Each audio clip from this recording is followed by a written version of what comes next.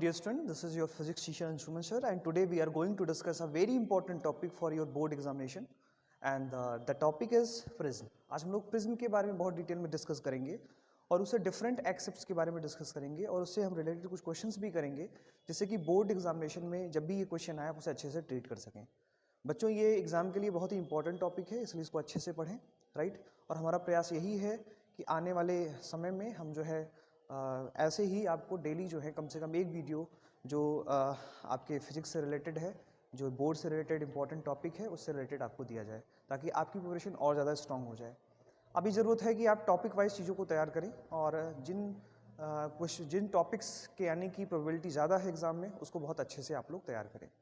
तो आज हम लोग डिस्कस करेंगे प्रिज्म के बारे में, जैसा कि मैंने यहाँ पे नोट किया है, दैट इज़ द प्रिज्म। तो आज हम लोग प्रिज्म के बारे में बहुत डिटेल में डिस्कस करने वाले हैं, राइट। सबसे पहले हम लोग समझते हैं कि प्रिज्म होता क्या है। तो प्रिज्म एक रिफ्रैक्टिंग सरफेस है, एक ट्रांसपेरेंट सरफेस होता है। बेसिकली प्रिज्म जो है एक अरेंजमेंट है, it is an arrangement, it is an arrangement, it is an arrangement, it is an arrangement in which two plane surfaces are inclined to each other, right?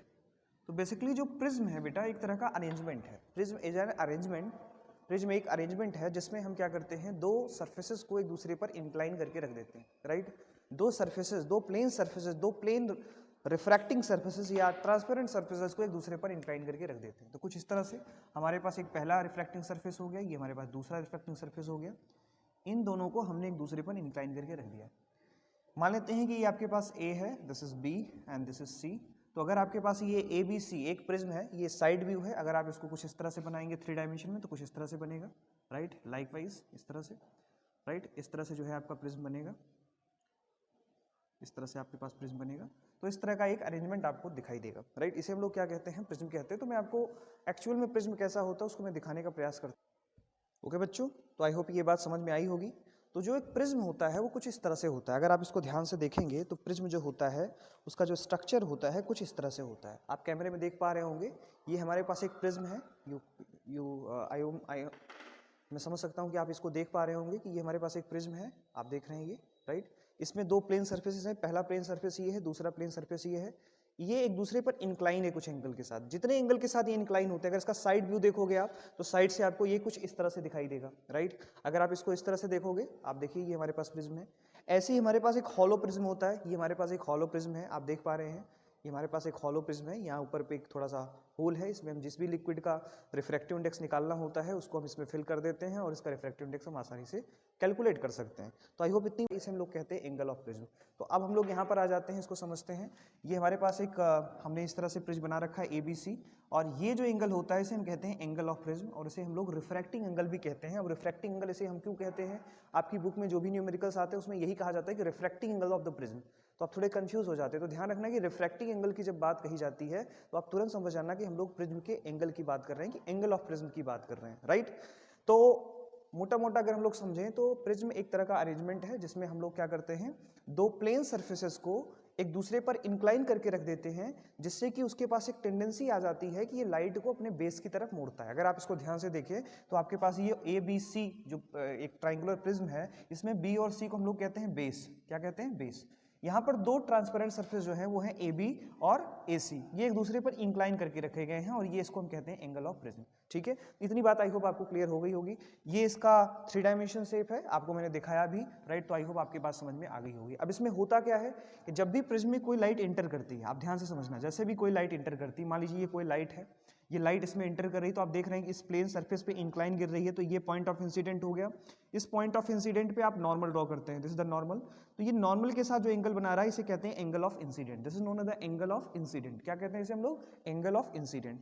अब ये जो रे है, जब ये रे इस मीडियम में एंटर करती है तो इस मीडियम में एंटर करते ही क्या होता है, इस मीडियम में एंटर करते ही क्या होता है कि इसका रिफ्रैक्शन होता है, और रिफ्रैक्शन कैसे होगा, इसको तो ऐसे जाना चाहिए था, बट ये डेंसर मीडियम में जा रही है, तो डेंसर मीडियम पर जाने पर नॉर्मल की तरफ बेंट हो जाएगी, तो ये नॉर्मल की तरफ इस तरह से बेंट हो जाती है, right, it bending towards the normal. अब जब ये डेंसर से फिर रेयर में जाएगी तो बेटा देखो क्या होगा, ये पॉइंट ऑफ इंसिडेंट हो गया, फिर आपने इसको क्या किया, इस पर नॉर्मल ड्रॉ किया, जब आपने इस पर नॉर्मल ड्रॉ किया तो इसको ऐसे जाना चाहिए था, बट होता क्या है, होता ये है कि ये अवे फ्रॉम द नॉर्मल हो जाती है। अवे फ्रॉम द नॉर्मल का मतलब कुछ इस तरह से जाएगी, तो आप देख रहे हैं कि ये बेस की तरफ जो है मुड़ जा रही है। तो जब भी कोई इंसिडेंट रे, ये एंगल ऑफ इंसिडेंट है, this is the incident ray, this is the incident ray.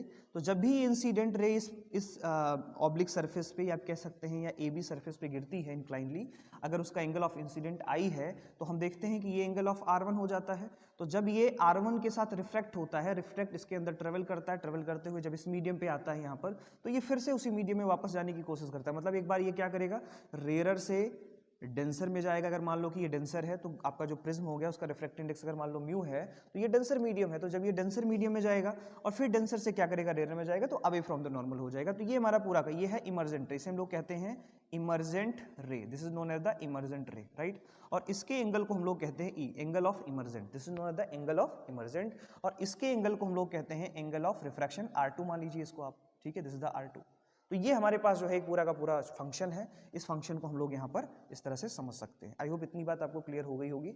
तो प्रिज्म की खासियत क्या होती है, प्रिज्म की खासियत ये होती है कि जब भी हम लोग उस पर कोई लाइट को इंक्लाइनली डालते हैं बेस की तरफ से, तो हम देखते हैं कि वो उसको बेस की तरफ मोड़ने की कोशिश करता है। जो इमर्जेंट रे होती है वो बेस की तरफ क्या हो जाती है, मुड़ जाती है। तो बेसिकली यहाँ पे डबल रिफ्लेक्शन होता है, 2 बार रिफ्रैक्शन होता है, एक बार रेयर से डेंसर मीडियम में, फिर डेंसर से रेयर मीडियम में क्या होता है, रिफ्रैक्शन होता है। आई होप इतनी बात आपकी समझ में आ गई होगी। अब प्रिज्म के अंदर एक खासियत और होती है, प्रिज्म के अंदर एक फिनोमेना होता है जिसे हम लोग कहते हैं डिस्पर्शन। क्या कहते हैं बेटा, डिस्पर्शन। अब ये डिस्पर्शन किसे कहते हैं, तो डिस्पर्शन एक फिनोमेना है, एक ऑप्टिकल फिनोमेना है, जिसमें जब भी किसी व्हाइट लाइट को हम लोग क्या करते हैं, प्रिज्म पर गिराते हैं, तो प्रिज्म जो है इसको क्या करता है, 7 कलर से इमर्ज कर देता है। 7 कलर्स में जो इमर्जेंट रे होती है वो 7 कलर्स में डेविएट हो जाती है। तो इसका एक सीधा सा मतलब ये निकलता है कि जो व्हाइट कलर है वो 7 कलर से मिलकर के बना हुआ है, जो व्हाइट कलर है वो 7 कलर से मिलकर के बना हुआ है, राइट। और इसी के सामने अगर एक इन्वर्टेड प्रिज्म रख दिया जाए तो हम देखते हैं कि वो 7 कलर आपस में मिक्स होकर के व्हाइट कलर बना देती हैं। तो इससे एक बात सिद्ध हो जाती है कि व्हाइट कलर जो है 7 कलर से मिलकर बना हुआ है। तो प्रिज्म में हमें कुछ चीजें पढ़नी होती है, जैसे मैं एक बार पहले डिस्कस कर दूं कि हमें इसमें क्या क्या पढ़ना होता है। तो सबसे पहले हमें इसमें इसकी ज्योमेट्रिकल एनालिसिस करनी होती है, जियोमेट्रिकल एनालिसिस, राइट। इसमें हम लोग देखेंगे कि एंगल ऑफ प्रिज्म क्या होगा, एंगल ऑफ प्रिज्म क्या होगा, राइट, रिफ्रैक्टिंग इमर्जेंट एंगल किसके बराबर होगा, है ना, ये चीज़ें। इसके बाद दूसरी जो इंपॉर्टेंट चीज़ हमें इसमें पढ़नी होती है, इंपॉर्टेंट टॉपिक पढ़ना होता है, वो पढ़ना होता है angle of deviation, angle of deviation. और इसमें हमें कंडीशन पढ़ना होता है, condition for minimum deviation, minimum deviation, ठीक है। तो ये थोड़ा बड़ा टॉपिक है, इसको अच्छे से पढ़ना है आपको। इसको पढ़ोगे तो इससे 1-2 क्वेश्चन तो आपको जरूर मिल जाएंगे बोर्ड में। तो हमें इसका ज्योमेट्रिकल एनालिसिस का मतलब कि रे कैसे जाएगी, एंगल ऑफ इंसिडेंट किधर होगा, एंगल ऑफ रिफ्रैक्शन किधर होगा, ये छोटी छोटी बातें आपको पता होनी चाहिए। एंगल ऑफ डेविएशन का मतलब लाइट किस डायरेक्शन में जा रही थी और कितना डेविएट हो गई, ये एंगल हमें क्या करना होता है, निकालना होता है। Condition for the minimum deviation, कि मिनिमम डेविएशन का मतलब कि इसमें जो लाइट है कम से कम मुड़ेगी, इसकी बात हम लोग यहाँ पर करते हैं। इसके बाद जो थर्ड पॉइंट होता है बेटा, उसका हम इस प्रिज्म का रिफ्रैक्टिव इंडेक्स निकालते हैं। तो refractive index of prism, refractive index of prism, तो हमें इसमें रिफ्रैक्टिव इंडेक्स ऑफ प्रिज्म भी कैलकुलेट करना होता है, राइट, जिसे हम लोग कहते हैं प्रिज्म फॉर्मूला, इसे हम प्रिज्म फॉर्मूला भी कहते हैं। तो प्रिज्म फॉर्मूला इंपॉर्टेंट है। प्रिज्म फॉर्मूला इंपॉर्टेंट इसलिए है क्योंकि ये एग्जाम में काफी बार पूछा गया है और इस पे क्वेश्चंस भी आते हैं। फोर्थ पॉइंट हम लोग पढ़ेंगे thin lens formula, thin prism formula, lens formula नहीं करेंगे, थिन प्रिज्म फॉर्मूला।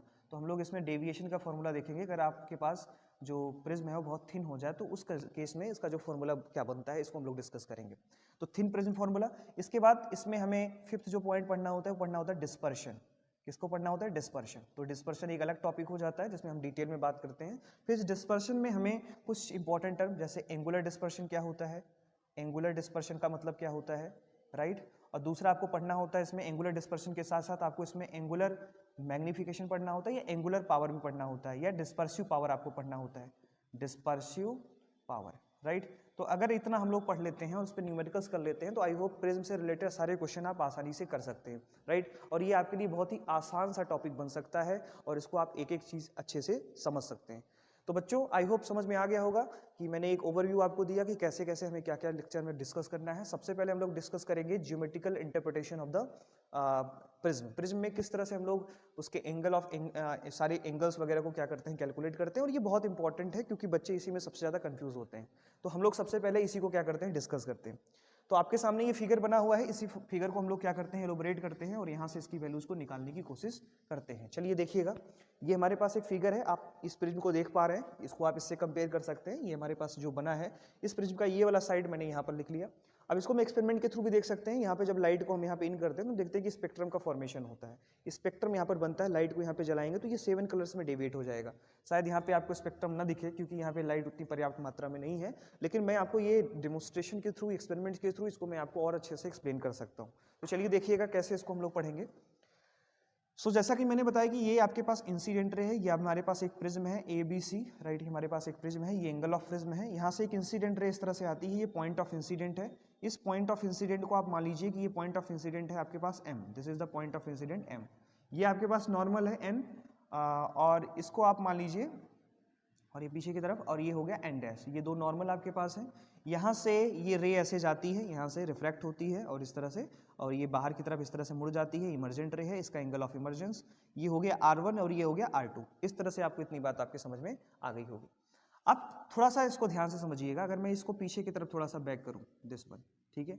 तो देखिए डेविएशन क्या होता है, एंगल ऑफ डेविएशन का मतलब क्या होता है, एंगल ऑफ डेविएशन, ध्यान से समझिए, angle of deviation. Angle of deviation को हम लोग डेल से रिप्रेजेंट करते हैं। एंगल ऑफ डेविएशन को हमेशा किससे रिप्रेजेंट करते हैं, डेल से रिप्रेजेंट करते हैं। तो what is the angle of deviation, angle of deviation is the angle, it is the angle between incident and emergent, right, emergent रे। तो इंसिडेंट रे और इमर्जेंट रे के बीच का जो एंगल होता है उसे हम लोग कहते हैं angle of deviation. Incident ray, मेरी बात ध्यान से सुनिएगा, इंसिडेंट रे और इमर्जेंट रे के बीच का जो एंगल होता है उसे हम लोग कहते हैं एंगल ऑफ डेविएशन। तो अब देखिए इंसिडेंट रे ये थी, अगर ये जिसका डेविएशन नहीं होता तो ये सीधे निकल जाती। इमर्जेंट रे ये है, तो इन दोनों को हमने इस तरह से मिलाया तो प्रिज्म ने इंसिडेंट रे को कितना मोड़ दिया, this is known the angle of deviation. इसको हम कहते हैं डेल। आई होप आप समझ पाए होंगे एंगल ऑफ डेविएशन का क्या मतलब होता है। अब इसमें हम लोग इंटरनल डेविएशन भी देख सकते हैं कि भाई इंसिडेंट रे ऐसे आ रही थी और ऐसे मुड़ गई, तो अपने एक्चुअल पास से कितना डेविएट हो गई, इसको आप डेल1 मान लीजिए। और ये रे को कैसे जाना था, ऐसे सीधे जाना था। आप देखिए इस वाली रे को, ये वाली रे ऐसे आती और ये सीधे निकल जाती, बट हुआ क्या कि ऐसे मुड़ गई। तो कितना डेविएशन हुआ, आप कहोगे सर ऐसे जा रही थी और ये ऐसे मुड़ गई, तो डेविएशन कितना हुआ, व्हाट इज द डेविएशन। ये गलत हमने यहाँ पे बना दिया है, ये इस तरह से है, ये इस तरह से है, ये ओके। तो ये इस तरह से मुड़ गई यहाँ पर, तो ये जा रही थी ऐसे और मुड़ गई ऐसे, राइट। तो ये वाला एंगल जो हो गया एंगल ऑफ डेविएशन हो गया, right, this is known as the, तो इसके बीच का एंगल, ये और इसके बीच का एंगल, तो ये डेल2 मान लीजिए आप इसको। अच्छा, ये नॉर्मल आपने ये बनाया, तो नॉर्मल के साथ ये जो एंगल बन रहा है ये इमर्जेंट एंगल है, this is the emergent angle, ध्यान दीजिएगा। तो ये इमर्जेंट एंगल हो गया। तो आई होप ये बात समझ में आ गई होगी। ये डेल2 हो गया, ये डेल1 हो गया और ये डेल हो गया। अब यहाँ से हम एक्सटीरियर सम प्रॉपर्टी क्या करते हैं, यूज करते हैं। यहाँ पे एक्सटीरियर सम प्रॉपर्टी हम लोग यूज करेंगे। सो यहाँ पे देखिए ये डेल होगा, एक्सटीरियर एंगल जो होगा वो इंटरनल एंगल के सम के बराबर होगा। इसका मतलब जो डेल होगा वो डेल1 प्लस डेल2 के क्या होगा, सम के बराबर होगा। जो डेल1 होगा वो डेल1 प्लस डेल2 के सम के बराबर होगा। अब डेल1 देखिए यहाँ से क्या होगा, अगर मैं यहाँ से कहूँ कि ये ऐसे है तो ये पूरा एंगल कितना होगा, दिस एंगल इज आई। अगर ये एंगल आई है तो ये अल्टरनेट एंगल हो जाएगा आई। अब आई में से अगर R1 को माइनस कर दिया जाए तो ये एंगल, इसका मतलब ये, इसको वैल्यू लिख सकते हो आप I minus R1, right. Similarly आप इसको लिख सकते हो E माइनस R2। आप देखो ये पूरा एंगल, अगर ये E है तो ये पूरा एंगल ही होगा। इसमें से अगर R2 को माइनस कर दिया जाए तो ये वाला एंगल आ जाएगा। इसका मतलब जो डेल1 है, डेल1 जो है, डेल1 इक्वल टू क्या हो जाएगा, I माइनस R1, ये वैल्यू हो जाएगी, प्लस डेल2 इक्वल टू कितना हो जाएगा बेटा, डेल2 इक्वल टू हो जाएगा E minus R2, this will B E minus R2। एक बार अच्छे से देख लीजिए क्या समझ में आया आपके, इज क्लियर, कितनी बात समझ में आ गई। आई होप आपको फिगर क्लियर दिख रहा होगा मेरे हिसाब से, ठीक है। तो ये आपके पास आ गया I minus R1 plus E plus R2। तो I minus R1 plus E plus R2, तो यहाँ से देखिए क्या आ जाएगा आपके पास, तो डेल इज इक्वल टू आपके पास आ जाएगा I प्लस ई एक साथ ले लीजिए और माइनस यहाँ पे लीजिए, ये हो जाएगा R1 plus R2। This is the equation number first. ये हमारे पास इक्वेशन नंबर फर्स्ट इस तरह से बन गया और ये हमारे पास डेविएशन का फॉर्मूला यहाँ से निकल करके आ गया। ये this is the formula for deviation, right. ये डेविएशन का फॉर्मूला आ गया। अब इसमें थोड़ा सा और इसको हम थोड़ा सिंपल बनाते हैं। कैसे सिंपल बनाएंगे? आप ये वाला ट्राइंगल लीजिए, कौन सा? AM, इसको आप मान लीजिए O, राइट, AMO। तो इन ट्राइंगल AOM, तो AOM ट्राइंगल में आप क्या करें? आप जानते हैं ट्राइंगल सम प्रॉपर्टी कि ट्राइंगल के तीनों एंगल्स का जो सम होता है वो 180 के बराबर होता है, 180 के बराबर होता है। इसका मतलब ये वाला एंगल और ये वाला एंगल और ये वाला एंगल, ये तीनों होंगे। अब देखिए मुझे ये वाला एंगल चाहिए, this angle, we have to find this angle. अब ये एंगल तो कितना है, ध्यान से समझिएगा, ये एंगल है 90, दिस एंगल इज 90। अगर ये एंगल 90 है ना, ये एंगल 90 है और ये R1 है, मुझे ये एंगल चाहिए। इसका मतलब है 90 में से R1 को माइनस कर दूं, मतलब ये वाला एंगल कितना हो जाएगा? 90 माइनस R1। सिमिलरली ये वाला एंगल कितना हो जाएगा? 90 माइनस R2। तो देखिएगा कितना हो जाएगा? Angle of A plus 90 minus R1 plus 90 minus R2, this will be equal to 180, right. 180 के बराबर हो जाएगा। A is equal to 90 minus R1 plus 90 minus R2 is equal to 180, इतना हो गया। अब इसको रिजॉल्व करते हैं। जब इसको रिजॉल्व करेंगे तो देखिएगा 1 और यहाँ से 90 कितना हो गया? 180 और माइनस यहाँ हो जाएगा R1 प्लस R2, ठीक है, इज इक्वल टू 180। तो 180 से 180 कैंसिल, इधर चला जाएगा। तो A इज इक्वल टू कितना आ गया? A इज इक्वल टू आ गया R1 प्लस R2। तो ये वैल्यू आपके पास निकल करके आ गई, A is equal to R1 plus R2। इसका मतलब ये जो डेविएशन का फॉर्मूला है वो क्या बन जाएगा? डेल इज इक्वल टू बन जाएगा आपके पास बेटा, क्या बनेगा? I प्लस E माइनस यहाँ पे R1 प्लस R2 की वैल्यू किसके बराबर है? A के बराबर है। So this is the expression for deviation, right. तो डेविएशन का फॉर्मूला हमारे पास इस तरह से निकल करके आ गया, डेल इज इक्वल टू, और यही बात कैलकुलेट करनी होती है आपको, del is equal to I plus E minus A, राइट। इतनी बात आई होप आपको क्लियर हो गई होगी। फिगर को थोड़ा सा और अच्छे से आप देख सकते हैं, थोड़ा समझ सकते हैं। मैं थोड़ा इसको जूम कर रहा हूँ, आप इसको थोड़ा अच्छे से जूम करके देख लीजिए। तो इस तरह से आप इसको देख सकते हैं कि किस तरह से हमने इसमें एंगल वगैरह को लिया है। अच्छे से इसको समझिए, इसको बनाइए अपनी कॉपी पर और इसको समझने का प्रयास करिए, ठीक है। जब आप समझेंगे तो अपने आप क्लियर हो जाएगा आपको, ठीक है। तो ये हमारे पास डेविएशन का फॉर्मूला आ गया। तो हमने पहला स्टेप ये इसका ज्योमेट्रिकल देख लिया कि किस तरह से एंगल्स वगैरह को डेविएट करेंगे। दूसरा हमने इसका डेविएशन का फॉर्मूला निकाल लिया। तीसरा जो हमें इसमें निकालना होता है वो निकालना होता है एंगल ऑफ मिनिमम डेविएशन। तो एंगल ऑफ मिनिमम डेविएशन कैसे कैलकुलेट करेंगे? देखिएगा, एंगल ऑफ मिनिमम डेविएशन हम लोग कैसे कैलकुलेट करेंगे, क्या तरीका होता है angle of minimum deviation calculate करने का? तो ध्यान दीजिएगा कि मिनिमम डेविएशन तब होगा for minimum deviation, for minimum deviation. तो याद रखना है कि मिनिमम डेविएशन तब होगा जब I इज इक्वल टू ई के बराबर हो जाए।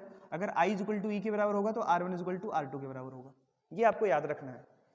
डेविएशन का मतलब क्या कि भाई ये जो मुड़ रहा है ये मुड़े ना, सीधे निकल जाए। अगर ऐसा हो जाए तो I इज इक्वल टू ई के बराबर हो जाए और R1 is equal to R2 के बराबर हो जाए, तो ऐसे केसेस में हो जाएगा। इसका मतलब अगर I इज इक्वल टू ई के बराबर है तो और R इज इक्वल टू ई, तो इस कंडीशन में जो डेल होगा वो डेल मीन के बराबर होगा। समझ में आ रही बात? इस कंडीशन में जो डेल होगा वो डेल मीन के बराबर होगा। तो चलिए देखते हैं कैसे इसको समझेंगे हम लोग। अब आपको पता है कि A इज इक्वल टू होता है R1 प्लस R2, तो क्योंकि दोनों बराबर हो गए तो इसको आप R मान लीजिए, तो 2R आ जाएगा। तो R इज इक्वल टू कितना आ गया? A/2। तो ये फॉर्मूला हमारे पास निकल करके आ गया, राइट। ऐसे ही हम लोग क्या करेंगे? I की वैल्यू निकालेंगे। ऐसे ही हम क्या करेंगे? I की वैल्यू कैलकुलेट करेंगे। तो I की वैल्यू कैलकुलेट करने के लिए हम लोग क्या करते हैं? देखिएगा, I की वैल्यू कैलकुलेट करने के लिए हम लोग क्या करते हैं? देखिएगा, हमें पता है कि डेल इज इक्वल टू है I प्लस, ये फॉर्मूला हमारे पास है। तो अगर I इज इक्वल टू ई के बराबर हो जाए तो इस कंडीशन में जो डेल होगा वो डेल मीन हो जाएगा, and this will be equal to I plus E. तो दोनों की जगह पर आप I रख दो तो क्या आ जाएगा? 2I। देखो यहाँ पर इस वाले फॉर्मूले को I प्लस ई, और यहाँ से आएगा माइनस ए। तो यहाँ से 2I इज इक्वल टू आ गया डेल मीन प्लस ए। तो यहाँ से बेटा I इज इक्वल टू कितना आ गया? Del mean plus A/2।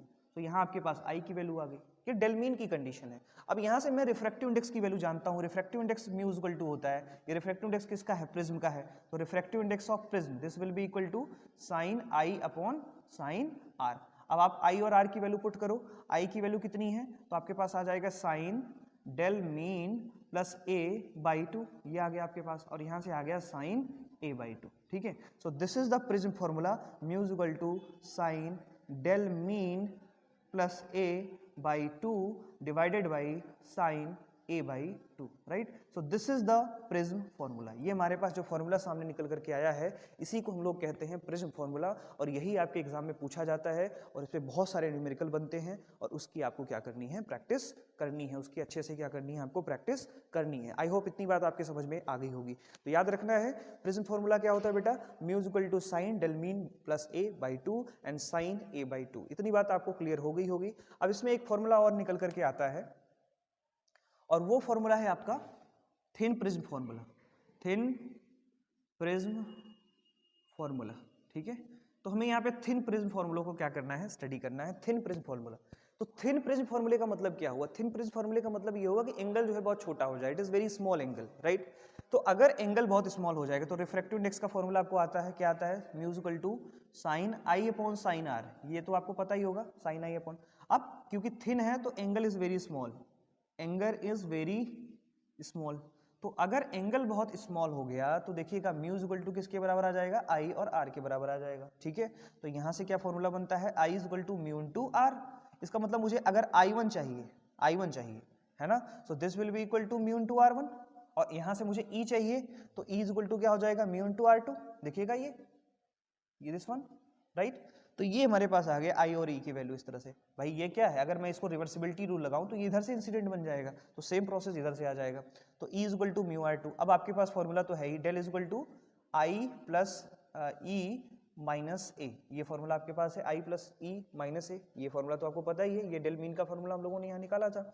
अब इसकी जगह पर आप वैल्यूज को रख दीजिए, तो डेल इज इक्वल टू, इसकी जगह पे रखा म्यू R1, इसकी जगह पे रखा म्यू R2 और ये माइनस ए। अब यहाँ पे देखिएगा म्यू कॉमन हो गया और यहाँ बचा R1 प्लस R2 और यहाँ आया माइनस ए। अब R1 प्लस R2 को हम लोग कहते हैं ए, राइट। आप जानते हैं ए इज इक्वल टू होता है R1 प्लस R2। तो देखिए क्या फॉर्मूला बनेगा, del is equal to R1 plus R2 mu A minus A.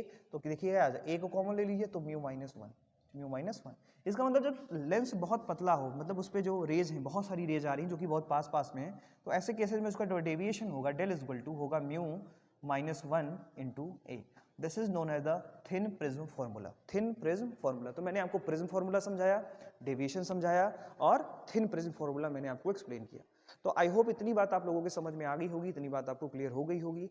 तो ये हमारा प्रिज्म का टॉपिक है। अगले टॉपिक में हम लोग डिस्पर्शन की बात करेंगे, डिस्पर्शन को थोड़ा डिटेल में डिस्कस करेंगे। तो आज के टॉपिक में हम लोग इतना ही डिस्कस करेंगे। आप लोग अपनी बुक में दिए हुए न्यूमेरिकल्स को अच्छे से सॉल्व करिए। आई होप, मैं आशा करता हूँ कि अब जो है सारे न्यूमेरिकल्स आपसे अच्छे से बन जाएंगे और आप जो है अच्छे से सारे क्वेश्चंस कर पाएंगे। ओके डियर स्टूडेंट्स, तो मैं इसी आशा के साथ आपको छोड़े जा रहा हूँ कि आप लोग पढ़ेंगे, स्वस्थ रहेंगे और मस्त रहेंगे। Thank you so much.